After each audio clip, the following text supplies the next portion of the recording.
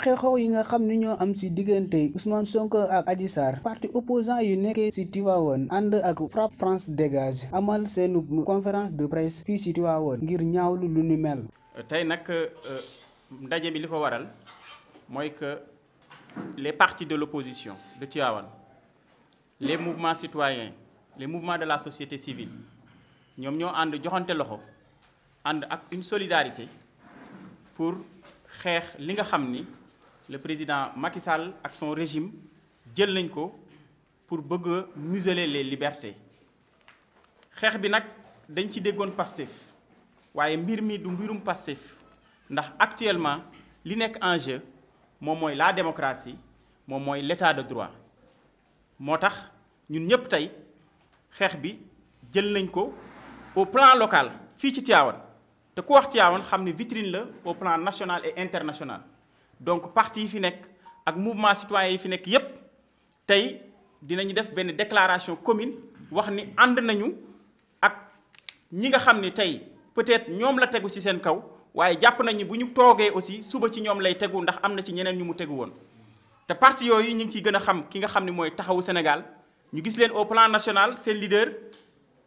impliqué wu dem rendre visite ki nga xam ne mooy Ousmane Sonko parti démocratique sénégalais bu maître Abdoulaye Wade PUR bu Serigne Moustapha Sy FDS bu docteur Babacar Diop FRAPP France Dégage gëm sa bopp Union pour un mouvement d'avenir di un mouvement boo xam ni dafay soutenir Ousmane Sonko Mérina ma fierté bu Mérina de Dakar Mboro SOS ak FPD ñoom ñoo fi nekk tey ñooñu ku nekk di nga jël sa kàddu fii délivrer sa message. dafa am lu xew ci dëkk bi dafa am lu xew ci réew mi li xew ci réew mi mooy complot bu état bi état wu Macky Sall régime dictatorial boobu complot jëmale ko ci Ousmane Sonko kenn duñu wax mbir mi mbirum Adji Sarr la ak Ousmane Sonko loolu ay nax sa ngandang la ay waxi ko xamul dara la mbir mi mbirum Macky Sall la ak Ousmane Sonko loolu na leer ci bopp Sénégalais ñun kenn duñu nelawloo li xew ci dëkk bi mooy wër di nappatu ay citoyens sénégalais di leen xañ seen liberté di leen xañ seen dem ak dëkk seen dem ak dikk li xew ci dëkk bi mooy kidnapping d'état état bu jóg au lieu que nga protéger saw askan au lieu que nga aar saw askan nga leen di noggatu di leen dogale di leen jàpp di leen dogale ci yoonu bitig yi di leen dogale bu ñuy yóbbu añ di leen dogale bu ñuy yóbbu reer di yóbbu di tëj ca tegoo ko fenn loolu moo waral ñu daje fii tey mboolem les forces de l'opposition mboolem ñu nekk ci mouvement société civile mboolem bépp doole bu Pastef yor ànd ak FRAPP France Dégage ngir yuuxu pour dénoncer ngir reeteet complot bii nga xamante ni Macky Sall moo ko jël bëgg ko teg ci ndodd Ousmane Sonko ca tegu ko fenn loolu moo waral ñu jóg àndandoo ngir reeteet ngir jéebaane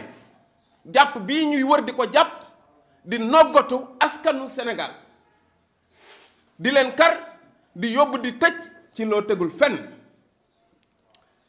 jàpp nañ fukki doomi Sénégal ak juróom-ñeent yóbbu leen Cap Manuel jàpp nañ juróom-ñetti doomi Sénégal ca Bignona boole ci Fatima Mbeng bu FRAPP France Dégage boole ci Abbas Fall bu Pastef Dakar boole ci Birame Souleye Diop di administrateur Pastef ak soxnaam ci jàpp buñ tegul fenn ndaxte fii mooy Sénégal nag lu kenn mës a gis jàpp doomu aadama yóbbul tëj ba pare di wër loo koy taxal waaw fii la xewe jàpp ay doomu aadama yóbbu tëj ba pare di wër loo koy taxal di wut ay chef d'accusation ñu làmb offense au chef de l'État jàllul ñu làmb diffusion de fausses nouvelles jàllul ñu làmb atteinte à la sûreté de l'État jàllul amuñu benn preuve pour mën a justifier ñetti chef d'accusation yooyu xam nga mooy wala li la ñii dañuy font dañoo yàpp nit ñi dañuy saboter en réalité kon léegi ñu ne nañ làmb feneen fu ñuy làmb ñu ne diffusion de fausses nouvelles voilà diffusion d'images contraires aux bonnes mœurs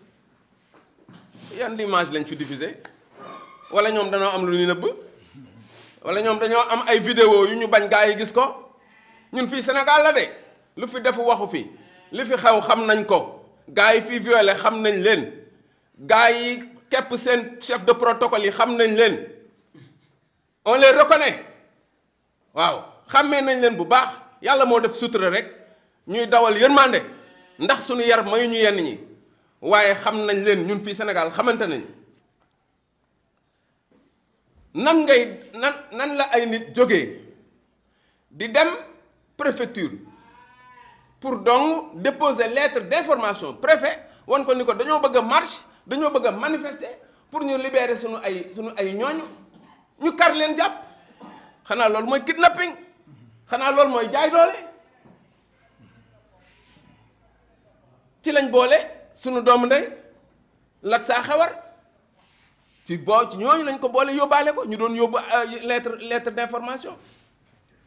di jàpp nit ñi di leen noggatu en tout cas li ñu leen mën a xamal mooy ñun booloo nanu xeex bii du xeexu Ousmane Sonko combat bii du combat wu Ousmane Sonko mbooleem doole bu opposition am mboolem doole bu société civile am àndoon nañu boole suñu ay doole doon kenn kese pour jàkkaarloo ak Macky Sall le dictateur. tous les Sénégalais yi nga xamante ni dëgg ñor na leen bugguñu kuy noot nit te itam sunu ñaaru joie yooyu nu am li ñuy tuddee démocratie nga xam mooy échelle bi nga xamante ni fa la nit di jaare ci jàmm ba jiite nguur ak bi ñuy tuddee état de droit di sàmm yelleefu doomu aadama yi ba réew mën a dund ci dal dafa mel ni ñaar ñooñu nga xam ni ay sénégalais bërki démb ak bërkaat démb ba tey jii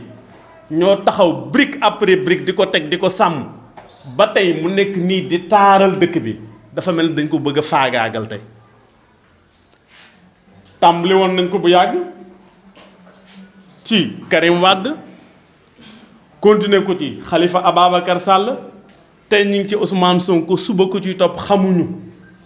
waaye li wóor mooy ñooñu ñu lim sax ñu tuute lañu ci le peuple bi nga xamante ñoom en réalité ñoo subir lii alors ñu bëgg nag mu deñ ndax it complot bu nga xamante ni ku ne xam na ni lii ay loxoy borom barke ñoo ci jàpp ñoo ko orchestré malheureusement mal orchestré ba ñu agsi fii dañu bëgg mu dakk ndax réew mi jàmm leen ci bëgg yittey ñépp mooy bu ñu xëyee liggéey ci jàmm sàkk luñ jox seen njaboot ñëwaat ci jàmm bu ñu màggatee suñuy doom aw ñu rëbbu réew mi foo xamante ne raw na fi ñu ko yóbbu ñun loolu mooy li Sénégal yi bëgg mooy li ñuy séentu ku ne xam ne ni fi réew mi toll ci ñàkk fi réew mi toll ci feebar bii nga xam ne am na secteur bu mu laalul fi réew mi toll ci wàllu defaraat li ñàkk seeni bakkan ci réew mi ci ay ndaw yu waroon a jar réew mi ngir yàlla ak wuti lu nu terale seeni waajur yàlla moom leen ci géej gi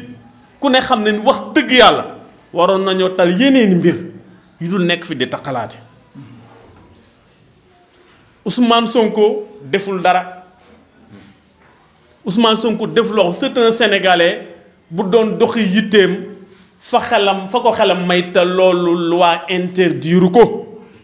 dafa toll ni nag ki xëy di dem ci la war wala nga gont dem ci la war ak koo xam ne mi ngi lay teertu di la xaar di la tëru ay mag dar ko ay kilifa dar ko jox ko tous les moyens digal ko du ngeen bokk yéene du ngeen bokk xalaat moo tax mbir mi bi mu daanoo Sénégal yëpp am dem ci kan Khalifa Sall moi je savais que ni Sonko dina ñëw il faut ñu xaaraat ñeneen ñoo xamante dinañ ñëw bu fekkee ñu ñëpp dañoo toog aussi quoi qu'on puisse dire nañu wax ni wax dëgg yàlla opposition bi ak ñi nga xamante ni ñooy société civile nañ taxaw parce que am na loo xamante ni nii injustice baaxul mais exemple bi may joxe mais le procureur Bassirou Gueye mais liste ñaata personne la defoon du 25 personnes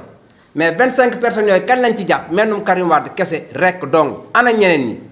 donc xam nga sénégalais bu ñu naxante suñu biir nañ waxante dëgg moi je pense que ni lii ñu war a def moom mooy ñu ñëpp ñu ànd bokk ndey ak bàyyi xeex injustice mais mënuñu nekk ci réew moo xamante ni ku farak Macky Sall duñ la laal koo xamante ni faroog moom ñu jël la tëj mais pour quelle raison ci ban dëkk lañ ne mais moom en 2007 en 2009 mais bu fekkoon Abdoulaye da ko jàpp kon tey du nekk président mais xoolal le démocrate là ki nga xamante ne mooy notre secrétaire général national maître Abdoulaye Wade xool leen par exemple démocratie bi nga xamante ni moom la amoon di bàyyi nit ñi le 23 juin bi ñuy wax nii mais une autorisation a été faite par l'ex-président de la République donc kon nañu bàyyi nit ñi bu ñu bëggee exprimer ñu bàyyi leen ñu exprimer mu bu ñu bëggee wax seen soxla ñu bàyyi leen ñu wax ko mais ci yar ak teggin ak aussi ci yoon Ousmane Sonko ñëpp xam nañ ko ñëpp xam nañ c'est un patriote donc man li may wax moom mooy lii ñuy wax nii waxi caaxaan la rek mais Ousmane Sonko xam ngeen ni saa yi du nit ku ko gis sax xam ni du nit loolu. donc man daal li may lancer appel mooy muy parti politique yi fi nekk yëpp muy mouvement citoyen yi ñu jóg mooy leen injustice daal muy tey muy suba dañ ko war a xeex te ñu ko war a xeex moom mooy buñ fi nekk nag di lakk buñ fi nekk di taal buñ fi nekk di def mais dañ koy def dans les règles de l'art mooy lan mooy yoon dafay nekk bu ñu bëggee def dara nañu bind dem ci yoon bu ñu jalgatee yoon. yaakaar naa ni kàddu yi du bëri parce que li ñu waroon a wax suñu naatangoo yi nga xamante ni ay parti politique la ñu jiite ci département de Tivaouane ñoom ñoo ñëw teew tey ngir def lu nu neex mooy jàppale nu ci xeex bi nga xamante ni mooy combat bi ndax ñoom heureusement ba yàlla dimbali na leen ba xam nañu ni combat bi c'est pas le combat de Pastef wala le combat du président Ousmane Sonko combat bi c'est plus profond que loolu ndax combat la boo xam ni démocratie bi moom la ñu bëgg a nasaxal état de droit moom la ñu bëgg a nasaxal bëgg képp koo xamante ni opposant nga te jàpp nañu ni sénégalais yi teg nañ la bopp ñu fexe ba faagaagal la ba yow dootoo mën a bokk ci ay élection gis nañ ko ci kaawu ni ñu ko waxoon léegi Karim Wade kenn ku ne toog ni nañu bàyyi la justice faire son travail ñu gisaat ko ci cadre Khalifa Sall ñëpp toog daal di ni laissons la justice faire son travail mais ñoom ñëpp fan lañ mujjee mooy ñu faagaagal leen kon ñun li ñu naan ku ndóobeen rey sa maam boo gisee lu ñuul daw moo ñu dal présentement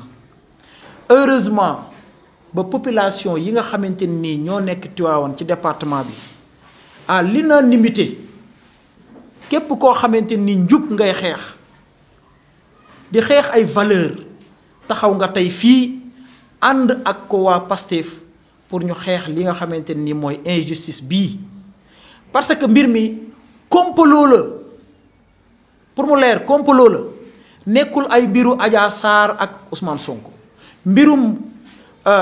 Macky Sall la ak Ousmane Sonko parce que Adja Sarr kenn gisu ko mu ngi ci formation boo taxawee takk der yi lii ngay wax ak boo demee tribunal lii ngay wax ak ñu ngi koy former noonu xam nañ loolu kon ñun fii nu taxaw temm mooy pare nañu pour jàmmaarloo ak képp koo xamante nii da nga fay bëgg a jëlee état de droit képp koo xam ne démocratie bi da nga ko fay bëgg a jëlee dinañu taxaw jàmmaarloo ak yow te nag bañ ñu ci dara donc loolu sama naataangoo yi nga xamante nii ñoo fi nekk muy la société civile les partis de l'opposition ak les mouvements citoyens wax nañu lépp donc damay lancer rek benn appel boo xamante ne nii ñun dañoo ne ci département boo xam ne dafa am ay këri diine muy le xalif général des Tidianes bokkuñu jaboote waxoon naa ko ci point de presse bi wax ni ñu ngi koy lancer un appel solennel pour mu taxaw ci situation bii parce que kat réew mi ñun mënuñu fee jóge di dëkk Guinée wala Mali fii lañ mën a dëkk kon bu tàkkee ñun la tàkkal te Macky Sall kat taal réew mi la bëgg parce que yoon wi mu teg su ko bàyyiwul dina taal réew mi te su boobaa il sera le responsable donc di wax ni les 18 communes seen ay coordonnateurs ñu ngi nii ici présent taxaw nañu waxtaan nañu ba tënk nañu sunu ay wax muy aw say ñu teg ko di xaar nag fan la wànneen di mujjee ki bëtam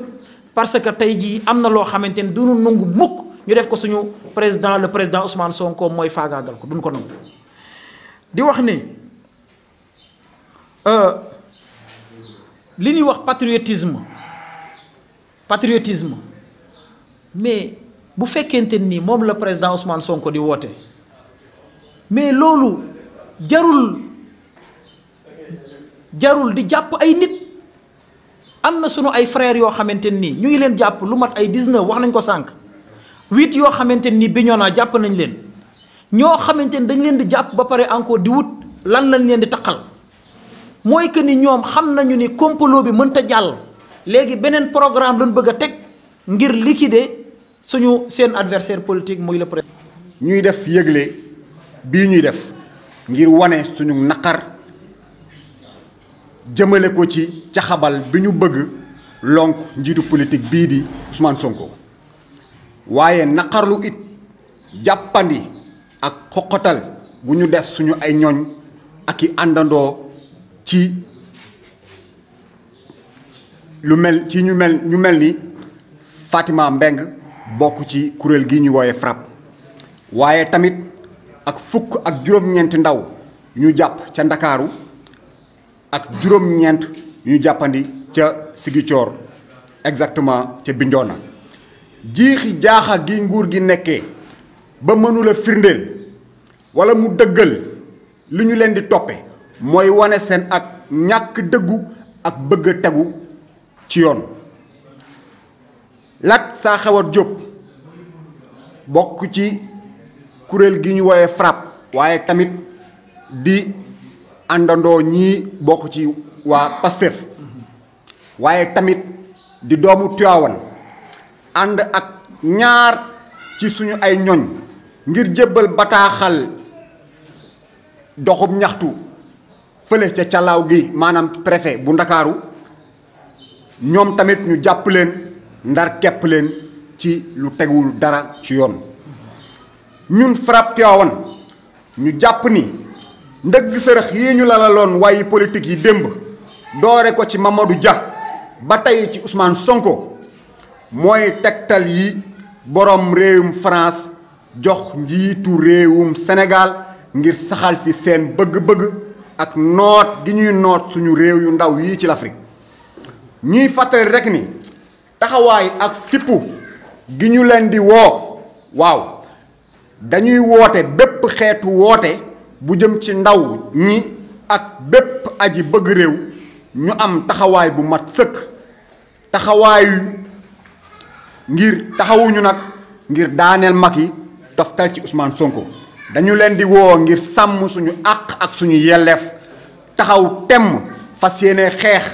ak bépp xeetu nooteel ak képp ku taxaw ngir xoqatal ak a ñoñontal ab saa Sénégal ak fépp fu mën di yeewoo nguur gi ak ñi mu àndal nañu xam ni lu mu leen jaral ci teg ñu tuuma ak naqar dinañu jaral lu ko raw ngir teggi tuuma googu ñu des ak suñu ngor. lii la leen indiloon ci seen conférence de presse Oumar Leye stagiaire de Bar TV.